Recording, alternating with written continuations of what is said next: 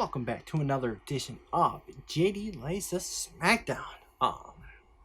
I'm going to review SmackDown. It was a mediocre show. I know this is coming close to Christmas, and usually this time of the year, uh, it it, it just flops.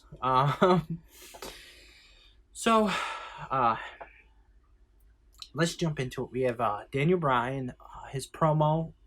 Again, 8 out of 8. It reminds me of the old Daniel Bryan, the Daniel Bryan from way back. He even says so himself that all of his hair and stuff is gone. He doesn't see the brand of Daniel Bryan anymore. He sees the American Dragon. He sees the guy who, struggled, was told no, we couldn't do it, was told he was too weak, he was too small.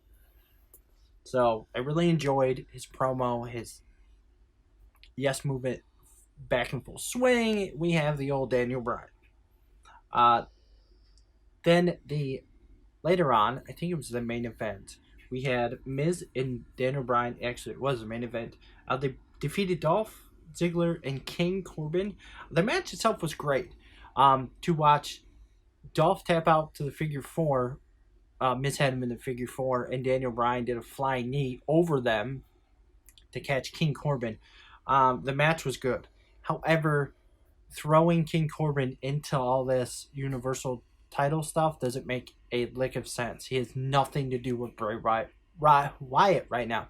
I don't know if Roman Reigns is injured, and that's why we're not having the segment, but we're having a triple threat next week for the number one contender for the Universal title. I think it just should come down to a triple threat match at the Royal Rumble with Daniel Bryan, The Fiend, and The Miz.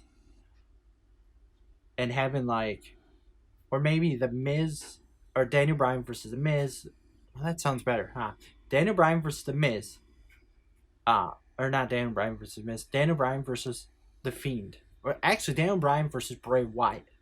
Have Wyatt lose the championship at the Royal Rumble. Have The Miz win the Royal Rumble. And then go on and have a WrestleMania moment with Daniel Bryan. I think that culminates everything that's been going on the last decade plus, decade.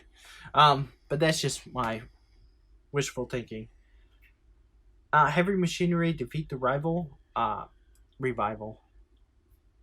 4 out of 8. I really don't like this use of the Revival. I think it's time to cut their contract. Let them go do something somewhere else. They are old-fashioned, old school, Arn Anderson, Tony Blanchard kind of wrestling. The 24th, the Miracle on 24th Street fight.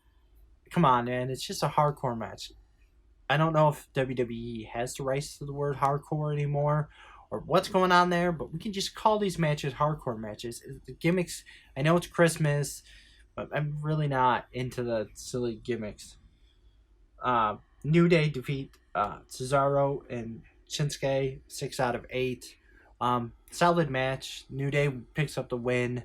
I don't know what we're doing with Cesaro and Shinsuke. Again, being underused, not. And now we're going to put Shinsuke against Braun. Are we going to have Shinsuke win? Are we going to have Braun win? I don't know. Bayley defeated Dana Brooke, 3 out of 8. It seemed forced. And then after the match, we had Bayley and Sasha Banks bullying Dana Brooke. And Lacey Evans comes to her rescue. The switch to a face with Lacey Evans is kind of weird. I'll see if it catches on to me, but I'm not sure. But that prompts a Sasha Banks Lacey Evans match, which ends in a double countout. We're saving both these women to be strong, but you're not helping anything. And a 3 out of 8. Like I said, this fell a little flat. 4.7 out of 8, gets a C+. That is all for JD Laces SmackDown. Tune in next week. That being said, much love. JD out.